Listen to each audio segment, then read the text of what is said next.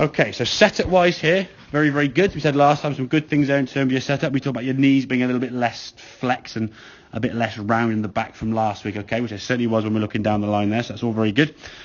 In terms of your swing, when you're swinging the club, we don't really want anything going on up there, okay? Just needs to be nice and clear, just let it happen, okay?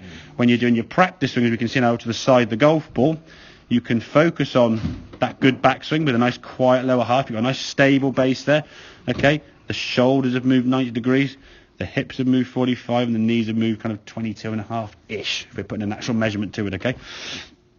It's a nice stay. Everything beneath kind of this middle green line here now is supporting the top half doing what it wants to do. That's all very good, okay? But you can practice that there now and then back to the golf ball, okay? Make sure we don't swing past too far. We are just swinging the club. Almost let the club just fall down. If we try and swing through, we're encouraging this sort of pop up and lifting up sort of sensation, okay? Then again, we can do another one, so swing to the side. Same good lower half movement. Bring that golf club back down nicely, okay? So just resetting yourself. But in this motion here, okay, we are thinking about the golf swing. Because they're not in the golf ball. You can think about that movement. You can start feeling that movement, okay? And when that becomes more and more kind of ingrained, we can then think, okay, right, I now step to the golf ball, okay? Once you're nice and relaxed, we can make the same good backswing, which looks very similar to what it was when you're doing the practice swing. You've done 3 practice swings, the 4th one just the same.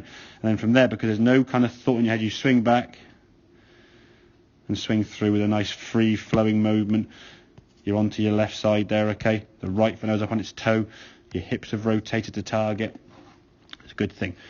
The ones that you do that are slightly wrong, you get to about here somewhere. As the club starts coming down, you think, oh, right, what have I got to do? I've got to do something quick, panic. And then everything sort of seizes up and you get quite tight.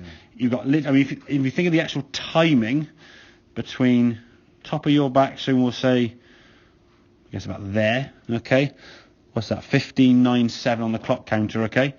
You're hitting the golf ball in at 16.27, so 7th of a second. Yeah, not a lot of time at all, is it? Okay, it's less than a second. All right. So in that time frame, there's not a lot you can think about. In practice, though, we can do that. And I think the reason we do a practice swing for me is to rehearse the movement. Yeah. If you just walk up to a golf ball with a practice swing, this will just like a and nothing, you might as well go left-handed or do it through your legs because there's no relevance to what you're doing, is it? Yeah. And in some ways, you're practicing the movement you don't want to make. Yeah. If you start swinging past your body and swinging through by keeping your head down here, you're going to encourage a sort of lifting up kind of popping sensation, yeah? We want to practice the move we want to try and make, which for you, as we said last week, was more in the backswing, feeling nice and stable and supporting with the knees. Yeah. Once you're there now in that position, as you get to the top of the backswing from here now, you've made the good backswing. As you said, but no, just do it. Don't think about it. Just from there now, just swish through, hit the golf ball. There will be times with the odd bad shot, okay? But if we can get into the mindset, just being a little bit more, okay, right, here's my practice swing, get back there, yes, fine. And you see the guys on TV, if on the range watching, they can just check all these movements, check them back here, set the golf ball, just hit it.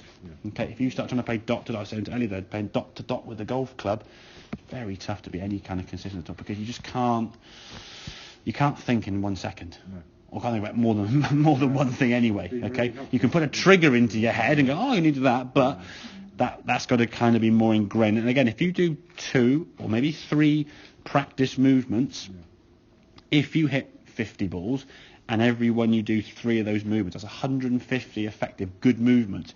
Even if every single shot you hit is terrible, which it wouldn't be, okay, that'll be 50 bad movements against 150 good movements. In time, your body's going to start edging towards the better movements because you're doing them more and more and more, aren't you? Your kind of habit will take over and you'll start doing this move more because, well, okay, so we're trying to do more and more. So the more you can practice the good movement, and I think to be fair, you know what that feeling feels like now. You've still got a good understanding of how the lower half works, yeah? Rather than actually stopping here and it'll pop up. Yep. Okay, make sense? Yeah, absolutely. Excellent.